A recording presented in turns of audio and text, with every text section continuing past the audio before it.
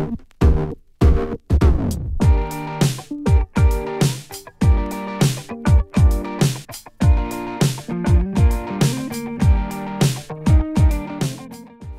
mina olen Katariin. Ja mina olen Reet. Tere tulemast kuulama Talent Hubi podcasti. Kutsume oma podcasti iga 2 nädala tagant endale külla huvitava inimese, et rääkida erinevatel personalivaldkonna teemadel. Ja täna on meie külaliseks inimene, kes usub, et tööelu on elamust väärt ja pakub seda läbi pideva uuendusmeelsuse ja organisatsioonikultuuri arendamise. Ühtlasi on ta Elisa Eesti personalijuht ja valitud Eesti mõjukamaks personalijuhiks 2019. Tere tulemast, Kaia Teemägi. Tere. Kas see oli piisav sissejuhatus sinu kohta, kas sa tahaksid midagi enda kohta lisada? No ma arvan, et see andis päris hea esialgse ülevaate. Meil on rõõm siin meie saates täna tervitada. Et tänane plaan on meil natukene lähemalt tuttavaks saada siis sinuga, rääkida Elisa tööelu elamustest, maailmatrendidest, 4-päevasest töönädalast ja natukene ka mõõdikutest. Et üpris selline sisutihe, et vaatame, kuidas meil sellega läheb. Aga kõigepealt võib-olla tutvuks natuke lähemalt sinuga. Et me saaks sellised ja kuulajad saaksid ka pildi ette, et kes siis on Kaia, siis uuriks sinu käest, et kelleks sa üldse väiksena saada tahtsid? No, eks sel ajal olid ikka sellised iidolid nagu poemüüja ja muud säärased, et naabrilastega ikka sai kauplust mängitud ja igasuguseid asju meisterdatud, mida seal siis üksteisele maha müüa. Aga ma arvan, et ma olen selles mõttes päris õnneliku lapsepõlvega, et minu vanemad ei ole kunagi arvanud midagi, et kes minust peaks saama või mida ma peaks tegema hakkama, et need valikud olen ma saanud kõik ise teha.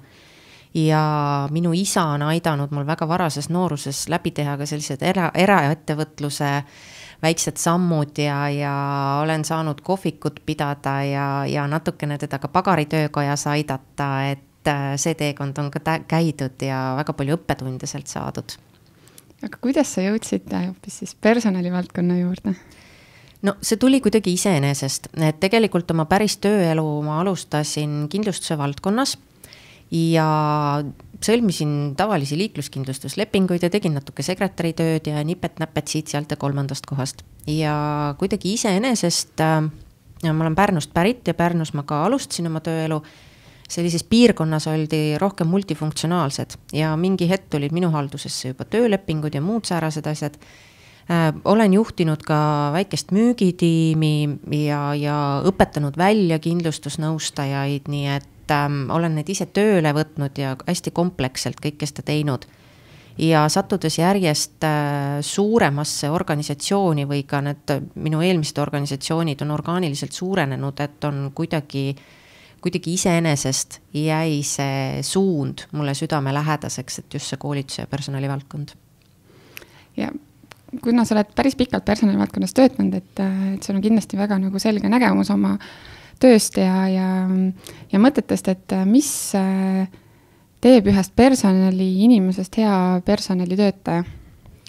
Ma arvan, et suhtlemisoskus ja mõistmisoskus ja kindlasti ka suure pildi nägemise oskus. Et miks inimesed käituvad nii, nagu nad käituvad ja mida nad tegelikult teha oskavad ja kuidas see õige töö ja õige inimene kokku panna.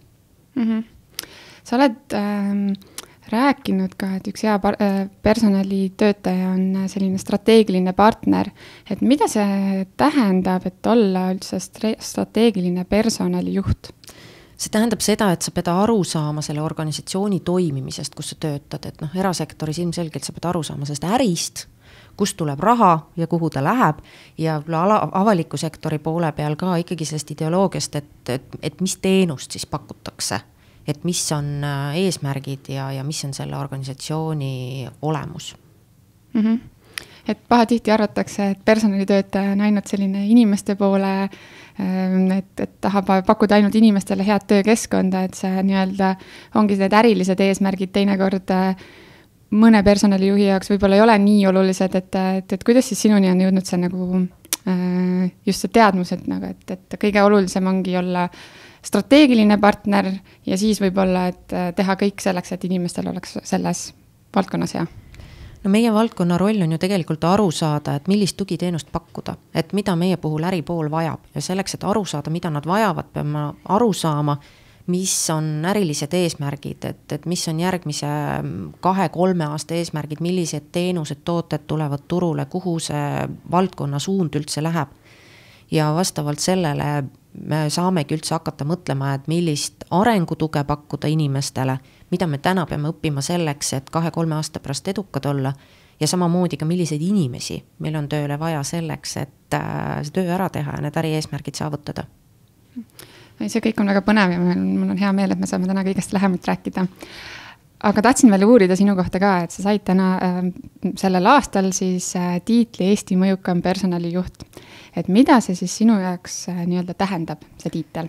No minu jaoks tähendab see seda, et tegelikult see pikaajaline nii-öelda missioon, mida me oleme ajanud, on lõpuks ka kusagile jõudnud ja inimesed on seda märganud, seda on tähele pandud ja see on oluline. Et võib-olla minu jaoks kõige olulisem on see, et arvestades meie väga sellist piiratud töölepingu seadust, kus ikkagi põhilised argumendid on see, et nii ei saa ja me nii ei tee. Et meie ikkagi oleme võtnud selle julguse ja proovinud nendes olemasolevates raamides siis toimetada nii kaasaegselt kui vähegi võimalik. Ja see läheb inimestele korda. Mhm. Ja kindlasti me räägime nüüd lähemalt ka sellest, aga võib-olla natukene tutvume üldse Eliisa struktuuriga. Jaa, et sellest seaduste osa tuleb kindlasti huvitab selle 6-tunnise töönädala või tööpäeva puhul, aga räägime natuke Eliisast üleüldse, et kui palju täna üldse töötab Eliisas inimesi? No 1000+. 1000+. Aga kui suur on teie personalitiim? Meie personalivaldkond on kokku 16 inimest ja me oleme jaotunud 3 funktsiooni vahel. Ehk võib-olla Eesti turul veidi mitte traditsiooniline on see, et personaliosakonna koosseisu kuulub ka palgatiim, ehk siis kogu palgaarvestus on meie koosseisus, ei ole raamatupidamises.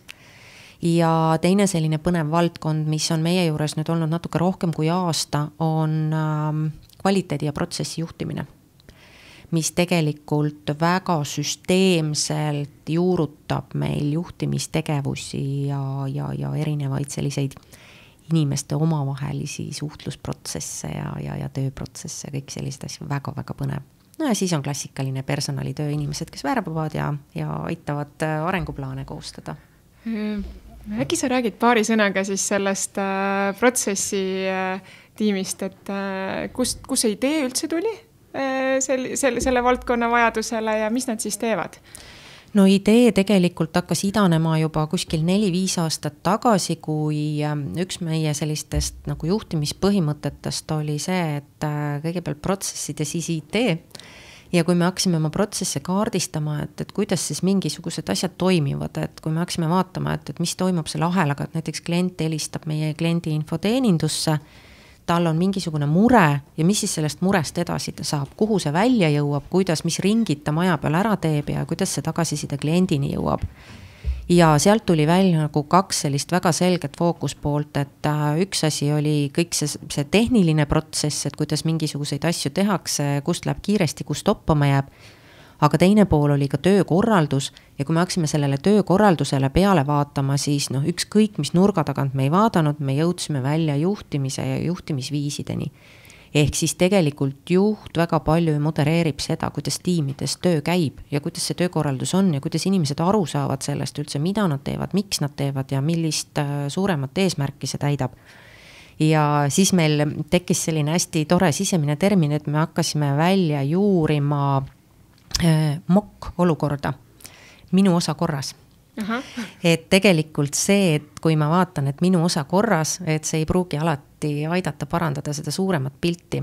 Ehk siis me hakkasime hästi süsteemselt tegelema erinevate juhtimisviisidega ja sellega, et aidata inimestel aru saada nende kohas siin päikese all ja nende rollist, sellest suhtelisest ikkagi suures organisatsioonis. Ja tänaseks me oleme juurutanud näiteks igapäeva juhtimise protsessi juba, ma pakun välja, et kuskil 4 aastat kindlasti, mis on ka juhtimiskvaliteedi tegevus, ehk siis kuidas tiimid omavahel suhtlevad, kuidas tiimis sees omavahel suheldakse ja kuidas juht oma inimestega suhtleb ja ka vastupidi, kuidas inimesed oma juhiga suhtlevad ja millised on igapäevarutiinid ja kuidas eesmärke püstitatakse, kuidas neid läbi vaadatakse, mis aja intervalli tagant, mida see tähendab töökorralduse puhul, palju see aega siis kas raiskab või aega võita aitab, et kõik sellised asjad, et see on ka üks hästi põnev ja võt selliste asjadega tegelebki meie protsessi ja kvaliteeditiim. Kuidas te seda kõike teinud olete? Et kuidas see 4 aastat välja nägi, et kas te olete olnud mingid juhendid, et meie võib-olla kuulajad saaksid selliseid praktilisi nippe, et sarnast asja enda organisatsiooni ellu viia? Et no sisuliselt ongi selles igapäeva juhtimise ringis on sellised väga konkreetsed põhisammud, mis tuleb läbi käia, ehk siis kõigepealt on eesmärkide püstitamine, siis on eesmärkide läbi vaatamine, siis on kas juhendamine, mentordamine, tagasiside andmine ja siis on ka juhi sekkumist vajavatesse asjadesse. Ja siis ongi, et metoodiliselt, et kui me nüüd eesmärke püstitame, et mis on need eesmärgid, et mida me siis hakkame regulaarselt läbi vaatama. Müügis on hästi lihtne, müüd kas tükki või raha, et vaatad neid läbi. Aga kõige keerulisem ongi olnud selliste tugifunktsioonidega, et kas või meil endal personalitiimis, et mida me siis mõõdame. Et mina voolavuse usku ei ole enam ammu, sellepärast, et voolavusest me siin hiljem võime pikemalt rääkida, aga tegelikult inimesed liiguvadki rohkem ja mina ütlen, et tulevikus see voolavus suureneb veelgi ja oskus on selle voolavusega toime tulla, mitte elu eest selle vastu võidelda. Ja meie personalitiimi eesmärk on olnud juba pikki aastaid selline asi nagu tööandja soovitusindeks.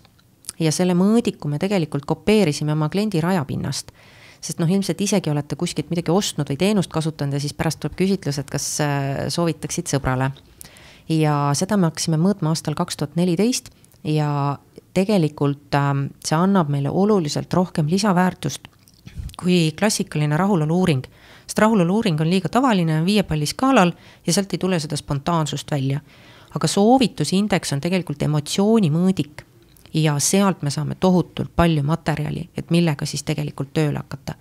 Ja nüüd, kui meil see soovitusindeks on olemas, et mis intervalliga me seda vaatame, kuidas me jälgime, kuidas me mõõdame, mis me selle sisuga peale hakkame, milliseid juhtimisviise me kasutame, kuidas me majas sellega edasi töötame ja kui palju siis meil kas konsultandid või juhid ise ära teevad ja millal siis peab mingi kõrgem aste sekkuma, kas otsuste tegemiseks või mingite edasiste sammude kokkuleppimiseks.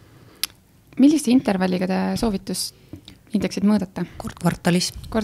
Ja kuidas te neid tulemusi siis tõlgendate ja praktikasse siis panete? Tulemusi, see soovitusindeksi mõõtmise metoodika on ikkagi klassikaline, et sul on mittesoovitajad, neutraalsed ja soovitajad. Et esimese hooga, kui me alustasime selle soovitusindeksiga, siis esimene tulemus oli kusagil seal 23% piiril. Ja siis me sättisimegi sellise kõrge lati endale ette, et me tahame, et meie soovitusindeks tõuseks vähemalt 50% peale. Ja millega siis hakkasime tööd tegema, me hakkasime vaatama tegelikult vabavälja kommentaare, et me hakkasime otsima seda, me hakkasime võrdlema, et mille pärast soovitatakse ja mille pärast ei soovitata ja mis asjad need siis on ja kui kord kvartalis seda mõõta, siis mingi hetk on võimalik hakata nägema juba mustreid seal sees, et mis mingit asja mõjutab. Ja see, millele me tegelikult fookuse igapäevatöös panime, ei olnud mitte selle indeksi suurendamine, ehk siis soovitajate suurendamine, vaid mitte soovitajate vähendamine. Ehk siis me hakkasime tegelikult nendega tööle. Ja võib-olla selline esimene kõige suurem tükk, mis meil välja tuli, oligi muudatuste juhtimine. Et kui me teadsime, et meil on majas tulemas mingisugune muudatus, olgu see struktuuri muudatus või tasuskeemi muudatus või mis iganes kellelgi juhtvahetus, siis mingi hetk me juba teadsime, et automaatselt soovitusindeks läheb peale seda alla. See oli fakt, selle vastu me ei saanud võidelda, et inimestel tekkisid mingid emotsioonid, mida nad välja elasid, aga millega on võimalik tööd teha, on see, et kui kiiresti see sama soovitusindeks nüüd üles tagasi tuleb ja veel kõrgemale tõuseb. Ehk siis mis juhtub pärast muudatust. Et eks muudatuste juhtimisel on ka, et tihti peale planeeritakse asi ära selle hetkeni, kuni muudatus jõustub ja siis unustatakse ära, et mis saab siis, kui see muudatus on jõustunud ja inimesed peavad kuidagi edasi elama. Ja see sama soovitusindeksi mõõtmine andiski meile hästi palju sellist tööd juurde just nendeks hetkedeks, et kui muudatus on jõustunud, et mis saab pärast. Sest see on tegelikult ka see, mis inimesi kõige rohkem stressi ajab ja frustratsiooni tekitab ja kõike muud säärast, ehk siis me sisuliselt hakkasime ennetama neid tagajärgi, muudatuste järgseid tagajärgi. On sul mingid näidet ka tuua, et mis siis on saanud peale seda muudatuste juhtimist, et kuidas te olete siis selle MPS-i tagasi kõrgeks saanud?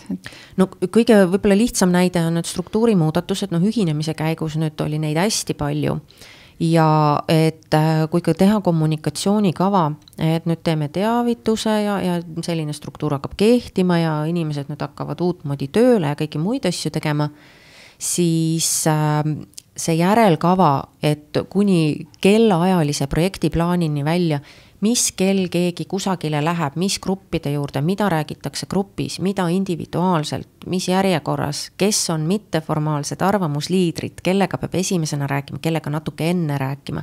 Kõik sellised asjad ja mida paremini me õppisime neid järeltegevusi planeerima ja nagu aru saama ka sellest mitteformaalsest struktuurist, seda kiiremini see soovitusindeks tagasi üles tuli ja seda väiksemaks ka läksid need kukkumised, muudatuste järgsed kukkumised. Väga põnev.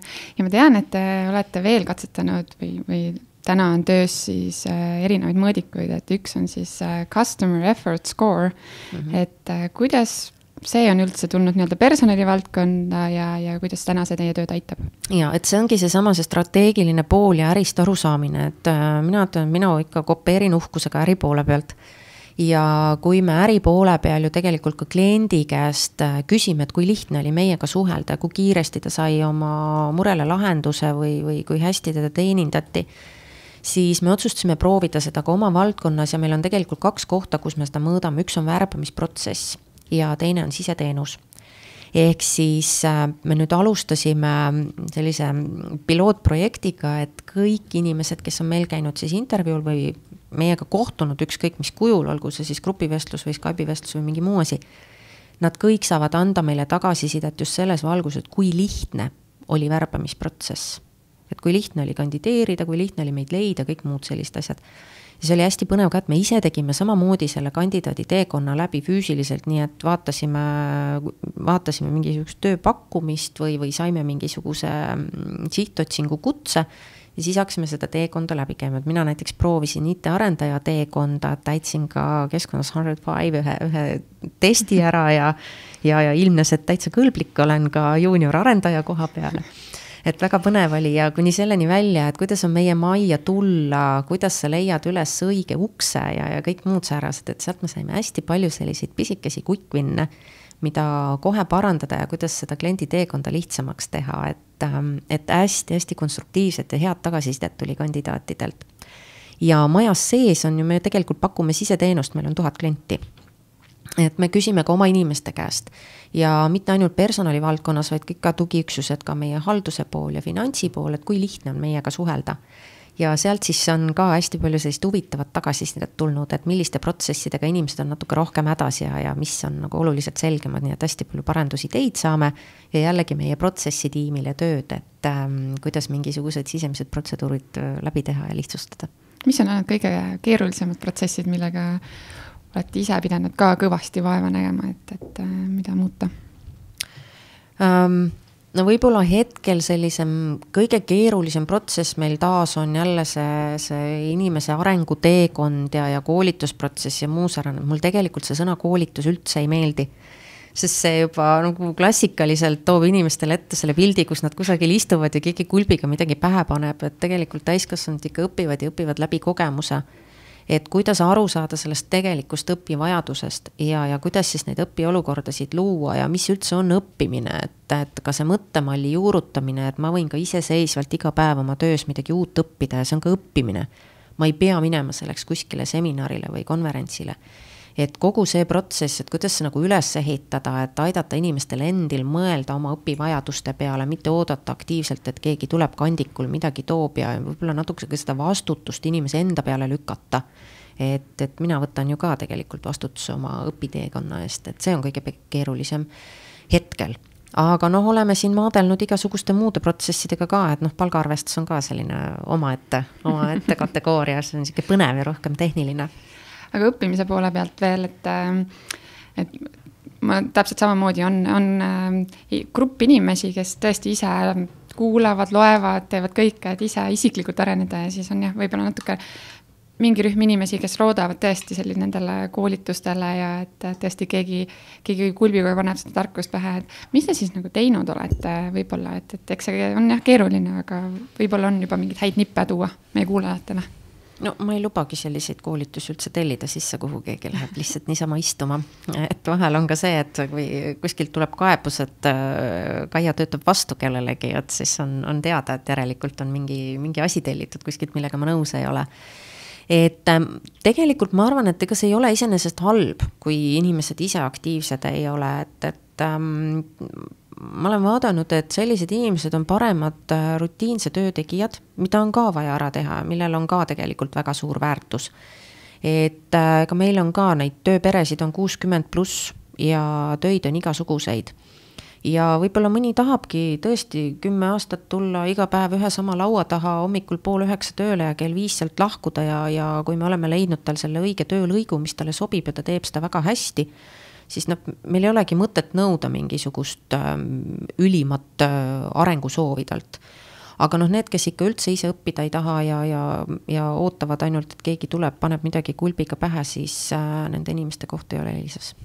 Mm-hmm. Tulles tagasi nüüd mõõdikute juurde, siis kas teil on veel lisaks nendele 2 mingid mõõdikud, mida te kindlasti jälgite? No ärimõõdikud on, mida me vaatame, nii-öelda laename äriüksustest vahel, et vaatame, millega me saame toetada erinevaid valdkondasid. No eks me vaatame seda klassikalist rahulolu indeksit ka, et meil on aastast 2011 juba 5 baasküsimust olnud, et mida me mõõdame. Et me jälgime seda muutust, aga pigem jälgime korrelatsiooni erinevate mõõdikute vahel, et mis midagi mõjutab ja kuidas need asjad koos toimivad või ei toimi. Oleme mõõdnud eraldi ka seda, et meil on selline küsimus, et näen Elisas isiklikke arenguvõimalusi. Oleme vaadanud ka selle mõõdiku sellist käekäiku ja elukaart. Et tegelikult seda mõõdikut ongi kõige rohkem mõjutanud just need samad arusaamad, et mis on õppimine. Et on see klassikaline koolitus või on see uudsed tööviisid või mingi muu asi.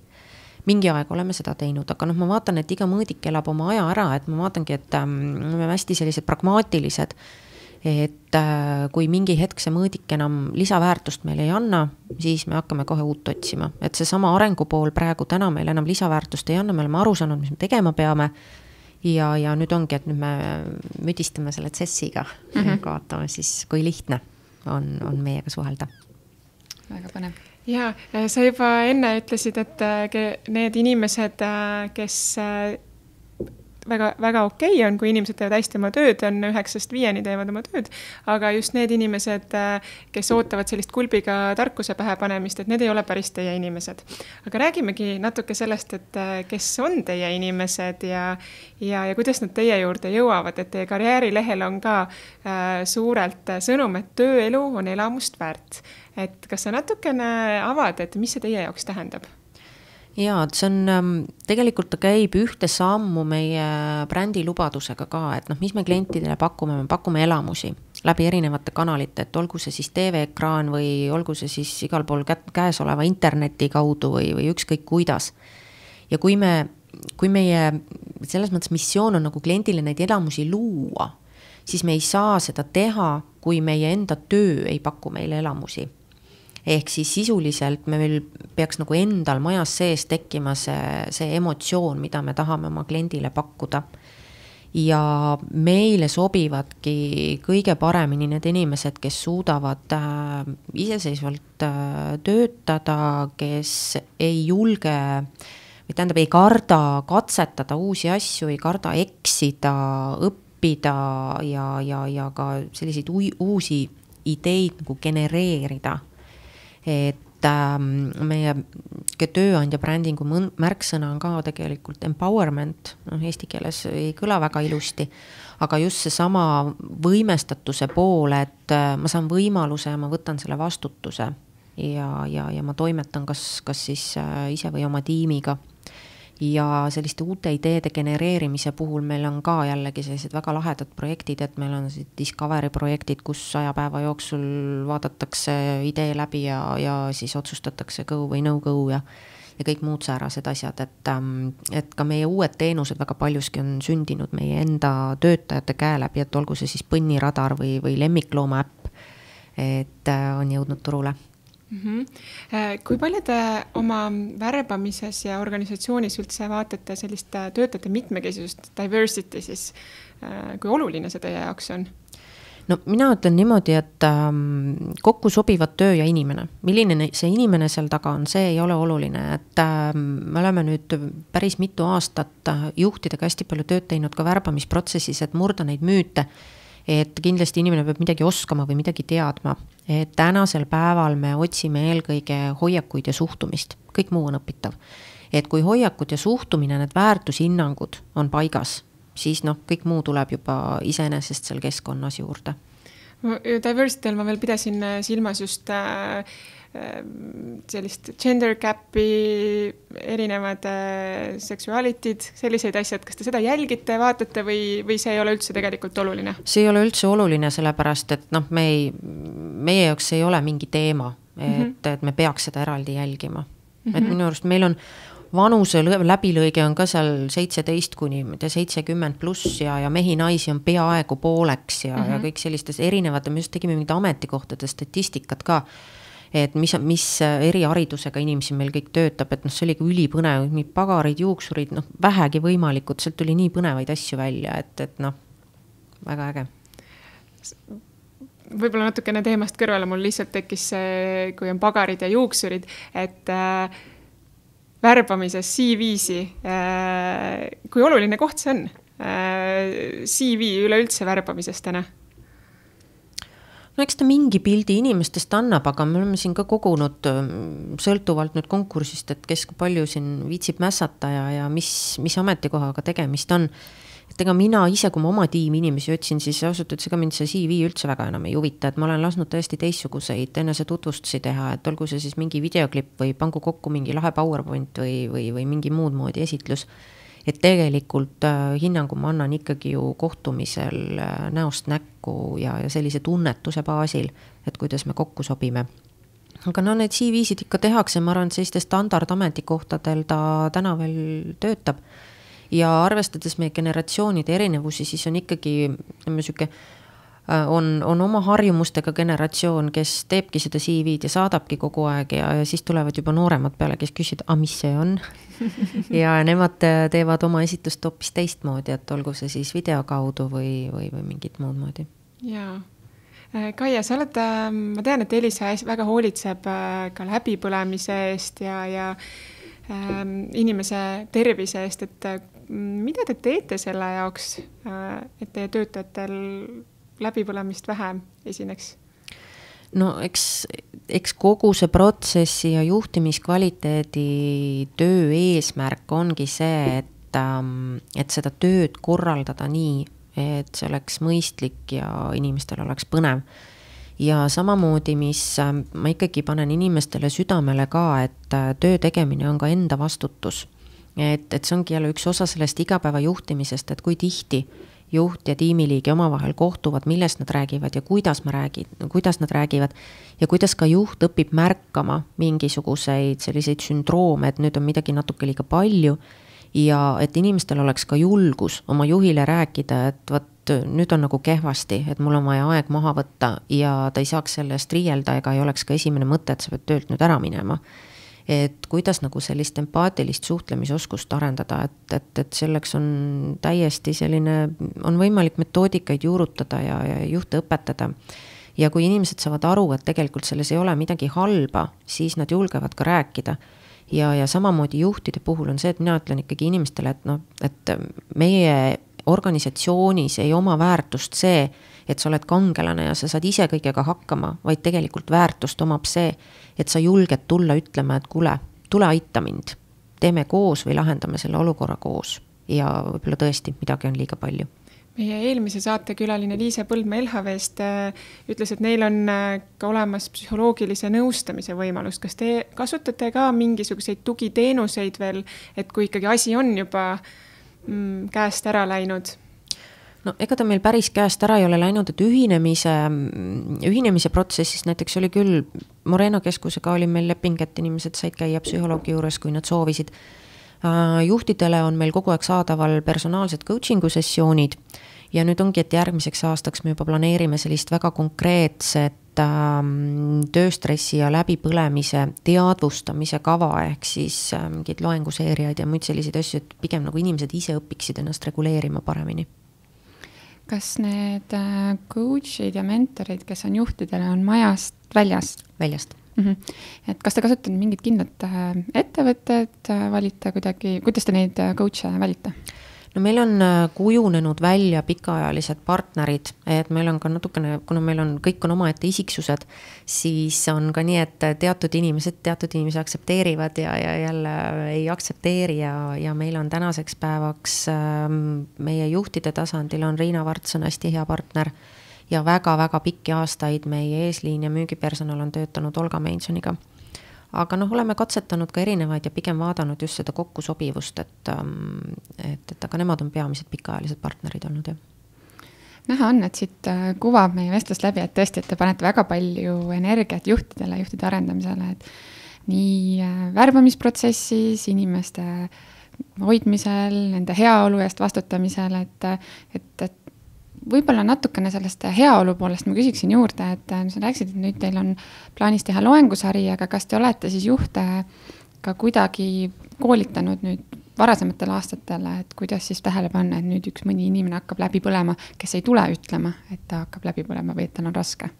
Ütleme, seda läbipõlemise teemat, kui sellist me seni nii fokuseeritult kasutanud ei ole, me tegelikult alustasime siin ka 3-4 aastat, isegi rohkem, täna juba 5 aastat tagasi, siis väga fokuseeritud juhtide juhtimisprogrammiga, et ühel hetkel ma sain aru, et meie juhtide seas on väga palju sellist eriharidusega inimesed, olgu see siis, ma ei tea, mingi TTÜ, IT-inimesed või muud asjad, kes tegelikult üleüldistest juhtimispõhimõtetest ei tea mitte midagi.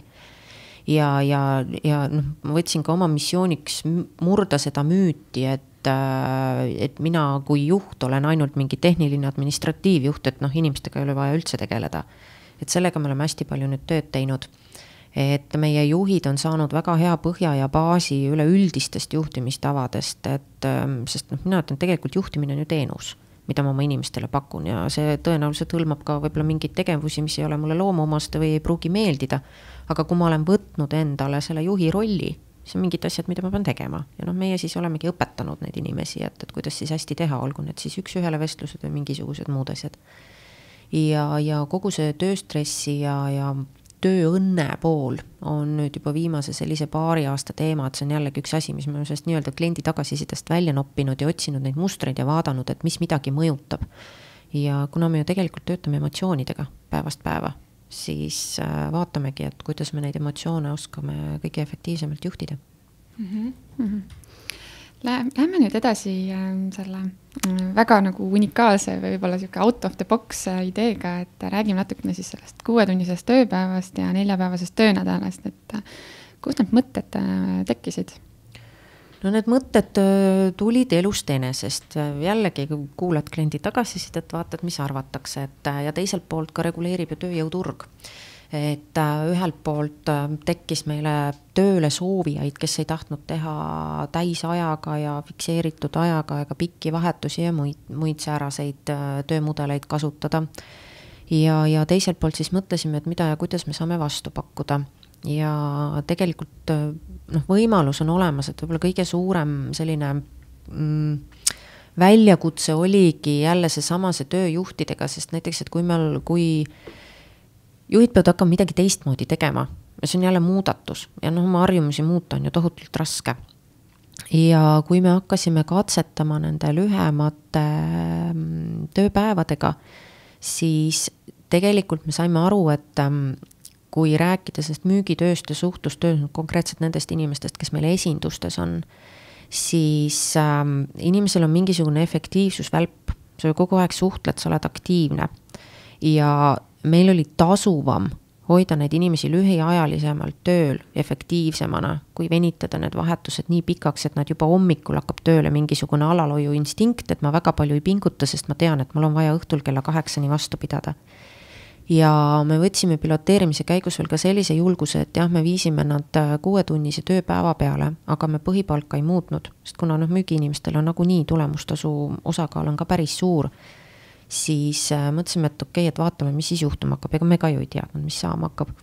Ja tulemus oli see, et need samad lühema tööajaga inimesed tõid tegelikult sama või isegi veel parema tulemuse koju ja said isegi rohkem raha. Sellepärast, et nad võtsid ennast kokku, nad teadsid, et ma nüüd pingutan see 6 tundi ja siis ma saan minna ja koju jalad seina peale lüüa. Ja nad olid rõõmsamad ja oluliselt efektiivsemad ja nad ei väsinud nii väga ära. Aga see ka kõigi puhul ei tööta. Et jällegi, et see on tänaseks päevaks meil võimalus, see ei ole mingisugune ametikoha põhine kohustus, et kui me vähegi leiame inimesi, kes sellise mudeliga tahavad töötada, siis on nad väga teretulnud. Ja lühema töönädalaga oli samamoodi, et seda me piloteerisime ja on jällegi niimoodi, et teatud inimeste puhul ta töötab ja teatud inimeste puhul ta ei tööta. Et alguses vaatasime küll, et uus asi, kõik nagu võtsid ennast kokku, aga mingi hetk, kui sellest sai harjumus, igapäevane harjumus, siis inimene on ju oma olemuselt mugav. Ja hakkaski tekkima see, et ega kui 4 päeva käid tööl, siis teed kohvi käid ju ikka võtmas, juttu jääd ikka kellegagi ju rääkima, et ta mingi hetk tegelikult ei õigustanud ennast enam niivõrd, et seda püsivalt juurutada. Et on proovitud, aga mõtlengi, et kuna meil on see paindlik tööaeg ka ikkagi olemas, siis oli siuke hästi hea õppetund, et vaadata ka seda inimloomuse käitumist sellistes eritingimustes, et sellised, et me vaatasimegi, et see näiteks töötabki lühiajaliselt mingi, ma ei tea, suveperioodil. Inimestel on motivatsioon hästi kõrge teha lühema ajaga kõik ära. Talvel nagunii väljas pime, kodus ka midagi teha ei ole, vahet ei ole mitu päeva ma tööl käinud. See on täiesti inimlik. Ei, see on väga kiht, et te olete julged proovima vähemalt, et väga paljud ei katseta ja nagu sa sissejuhatuses alguse poole ütlesid ka, et Eesti tööleping on piirav, et mõelda natuke kastist välja. Aga kas ma saan aru, et 6-tunnist tööpäeva ja kas seda 4-päevast töönädalat katsetasite siis esindustes müügiinimeste peal peamiselt või oli seal mingi teine grupp inimesi ka? Ei, ka kontori poole peal ka, et meil on nagu 2 tüüpi neid tööaegu, et on graafikuga töö, kus siis on hea seda 6-tunnist kasutada, et kuna nagunii vahetused on pikad. Ja 4 päevani siis on selle normtööaja puhul, et kes käivad 9-5 või siis õhtuses vahetus meie telefonimüük näiteks. Et seda me katsetasime seal. Ja 6-tunnise tööpäeva osas, et palju ennem inimesed töötasid, mitu tundi keskmiselt päevas? Vahetused on erinevad, 8-12 tundi ikkagi on tegelikult need vahetused. Okei. Nii, ja kas see on siis täna nii-öelda siis valik, et kui ma tuleksin näiteks teile tööle ja tahaksin tulla esindusse, et kas ma saan siis ise valida, et ma nüüd tahaksin töötada 6 tundi tööpäeva teha 6-tunnist või siis see kuidagi suunatakse mind, et kuidas seda välja näeb? No eks me selgitame ikkagi need oskused ja soovid välja, et see 6-tunnine on selline intensiivsem töötab oluliselt paremini nende inimeste puhul, kes otseselt nagu müügitööga tegelevad, et klient tuleb esindusse, tahab mingit uut seadet ja muud asja. Et meil on lisaks teine ka selline teenindusprofiil seal olemas, et jah, vaatame, et leiame selle sobivama lahenduse, et eks me ikka otsime seda efektiivsust kogu aeg taga, saab valida. Nii, aga kas te olete veel valmis mingid sarnaseid asju proovima, on teil mingid uusi mõtteid juba tekkinud, et võiks veel midagi katsetada?